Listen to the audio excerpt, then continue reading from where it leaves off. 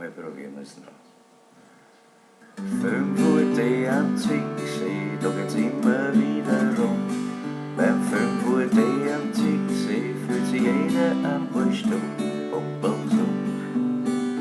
Um 6:30 Uhr Zug am Essen, dann schnell zack zack ein Frühstück essen, weil um 7:30 Uhr wartet schon ein Vortrag Sturzprävention.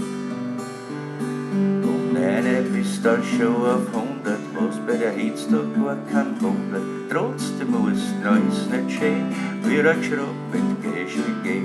So vergeht fast jeder Tag, du ertragst die ganze Blut, nur wenn der Montag noch was ist denn da? 5 Uhr die am Zicksee, da geht's immer wieder rund.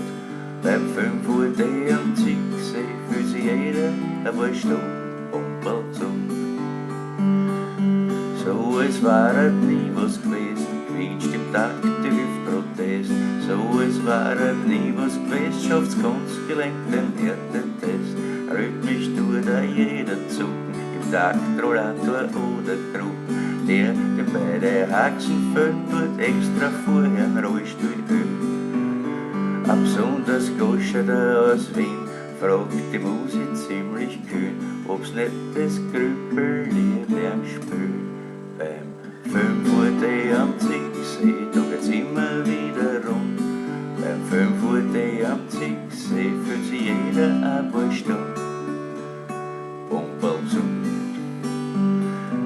5 Uhr die am Zicksee, da geht's immer wieder rund. Beim 5 Uhr die am Zicksee fühlt sich jeder ein paar Stunden Pumpelsum.